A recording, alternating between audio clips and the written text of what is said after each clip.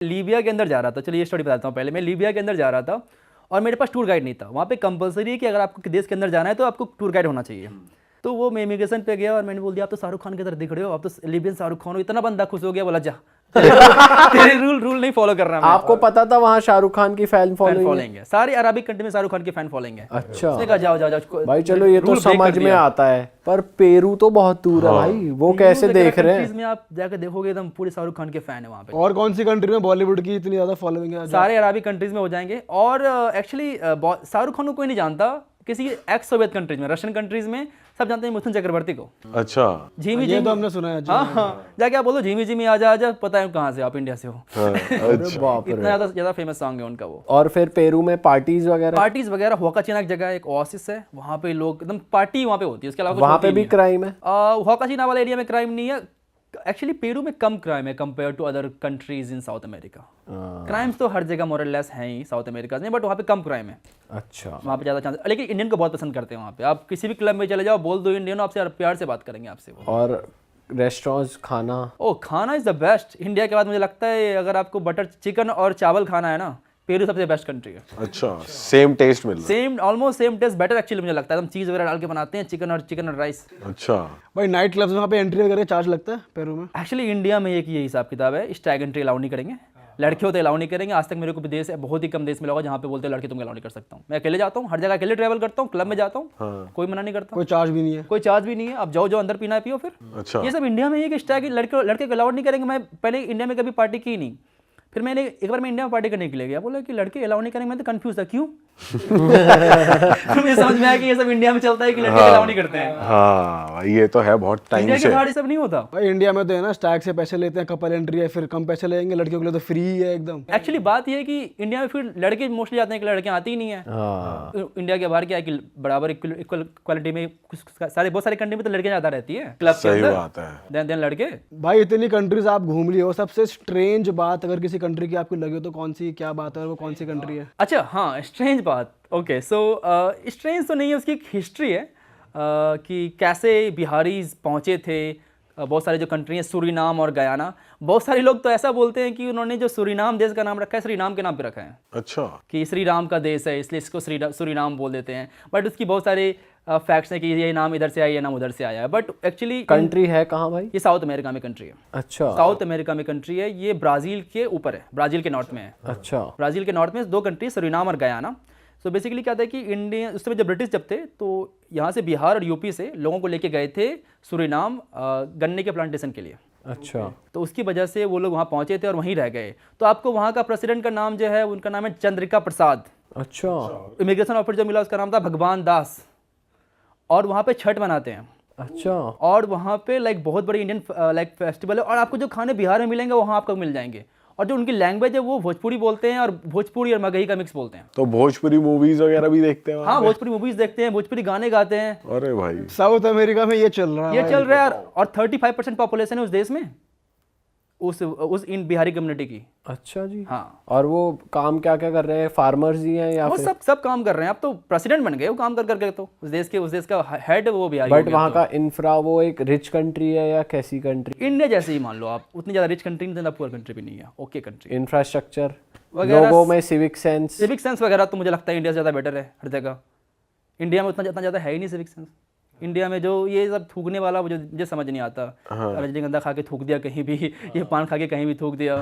अभी मैं एक्चुअली आ रहा था और मैंने कुछ सामान खरीदा और मैंने खाना पीना खा लिया, प्लेट बचा हुआ था। तो टैक्सी बोलता फेंक दे बाहर से। मैंने कहा रुको, कहीं डस्टबिन देखो, कहीं डस्टबिन को देखा, डस्टबिन फेंकता हूँ। तो फिर डस्टबिन खोजा तो सब लोग मुझे देख रहे हैं कि डस्टबिन कैसे फेंक रहा है, गाड़ी रोक के, टैक्सी रोक के जाकर डस्टबिन तू वो प्लेट फेंक रहा है खाया हुआ। बताओ, ये नॉर्मल चीज तो इनके लिए स्ट्रेंज है कि ये क्या कर रहा है। अफ्रीका तो वो दूसरी कंट्री जो आपने नाम लिया, एक तो सूरीनाम और एक गयाना, दोनों में यही सीन है।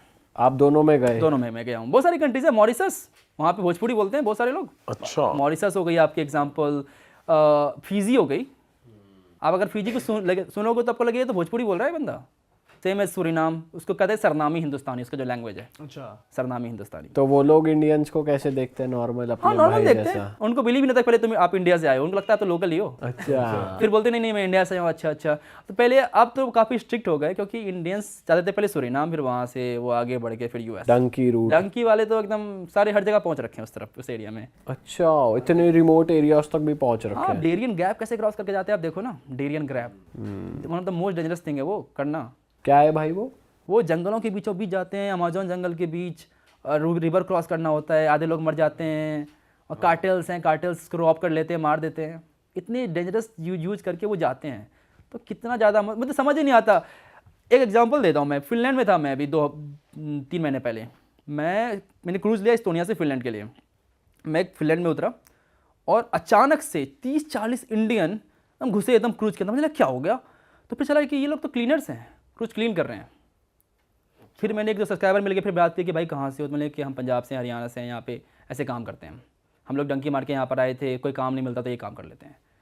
तो फिर मुझे लगता है कि ये सब 40 लाख रुपए देके क्यों जाते हैं वहाँ पे? सही बात है हाँ। अगर आप चलो ठीक है फ्री में समझ में आता है, लेकिन 40-50 लाख रुपए देके ये काम करने के लिए, ऐसे कोई काम बड़ा छोटा नहीं होता, बट फिर भी सही में इंडिया में इतने लगाते कुछ बढ़िया कर ले भाई, 40-50 में तो बहुत। 40 लाख अगर अपने स्किल पे लगाओगे तो कुछ ना कुछ कर ही लोगे इंडिया में। भाई आप लातविया भी गए हुए, कुछ ऐसे देश यूरोप के जो बहुत कम जाते हैं लोग, वो कैसी जगह?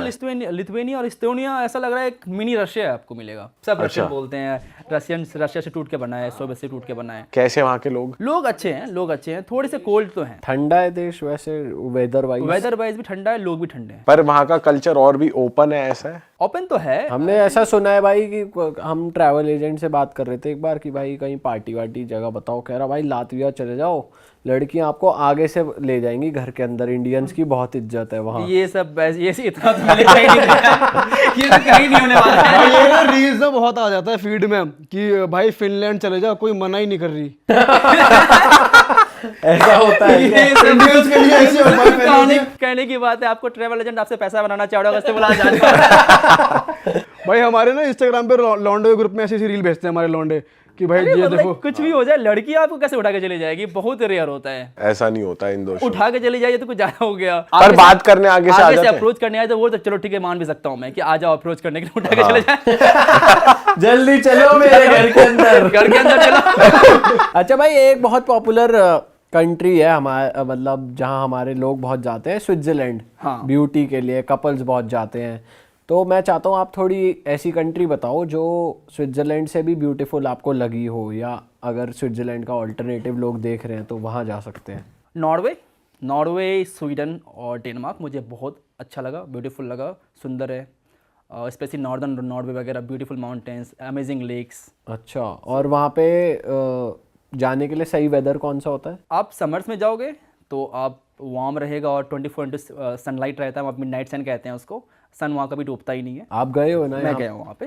कैसी फील आती है भाई, रात के बज रहे 3-4 और वो पहले आप कंफ्यूज रहोगे, लेकिन मेरे से लोगों के लिए बहुत अच्छा है, कभी भी सो कभी उठो। अच्छा। समझ ही नहीं रहा।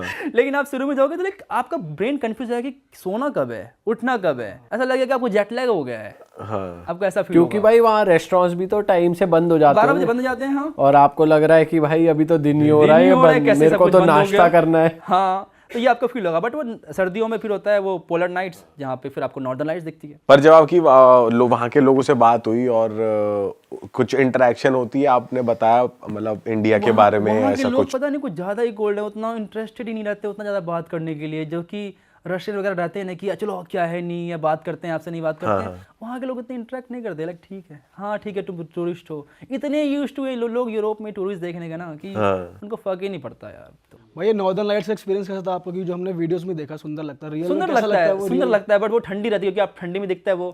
तो बोले ठीक है जल्दी से दिख जा जो दिखना है। जल्दी आ जा। क्योंकि आपको फिर वो बाहर जाना पड़ता है सिटी के, क्योंकि आप लाइट पोल्यूशन से आप नहीं देख सकते, सिटी के बाहर जाना पड़ता है। तो जल्दी दिख जा जो दिखना है, ये सब ऐसा लगता है। बट भाई जैसे फिनलैंड, आइसलैंड ऐसी कंट्रीज हो गई, यहाँ के लोग परेशान रहते हैं, खुश रहते हैं क्या? इनकी कहते तो हैं कि one of the happiest country in the हाँ वर्ल्ड। वही मैं पूछना चाह रहा हूँ कि Finland is the happiest country in the world. Happiest in the sense of कि उनकी लाइफ की प्रॉब्लम्स नहीं है। सपोज इंडिया में कोई अनएम्प्लॉय हो जाए तो कि पैसे कहाँ से आएंगे, अब कौन देगा पैसे। एटलीस्ट वहाँ गवर्नमेंट तो देती है आपको कि चलो ठीक है $2,000 डॉलर्स पर महीने ले लो, 2 लाख रुपये पर महीने तुम ले लो अगर तुम्हें अनएम्प्लॉय भी हो तो। बट टैक्स भी फिर ज़्यादा है वहाँ पे, 55% टैक्स देना पड़ सकता है आपको जो भी कमाते हो आप। बट ठीक है, उस टैक्स देने में मैं समझता भी हूँ कि जब आपको फ्री में हेल्थ केयर मिले, फ्री में पढ़ाई मिले, अगर आपको ये गारंटी कि अगर आपके पास जॉब नहीं हो तो पैसा मिलेगा आपको, तो फिर टैक्स देने में अच्छा लोग हो गया कि चलो दे देते हैं टैक्स।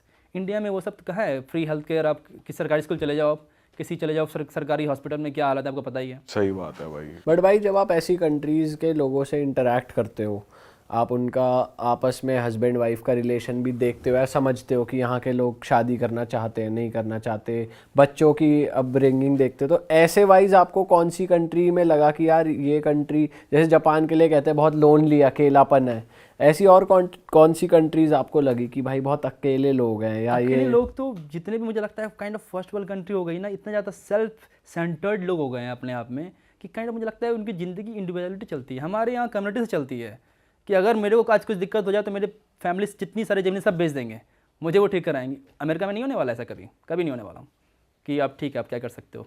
और बहुत ही रेयर है वो कि कुछ और वहाँ पे करेंगे। इंडिया से रिलेटेड ऐसी वैल्यूज जैसे आपने बताई, ऐसी और कौन सी कंट्री में? आप ईरान देख लो, ईरान में बहुत ज़्यादा वैल्यूज़ हैं, फैमिली वैल्यूज़ बहुत ज़्यादा मैटर करती है। मोर और लेस आपको एशियन कल्चर में देखने को मिलेगा ये। चाइना में भी है फैमिली वैल्यूज़ आपको देखने को मिलेगा।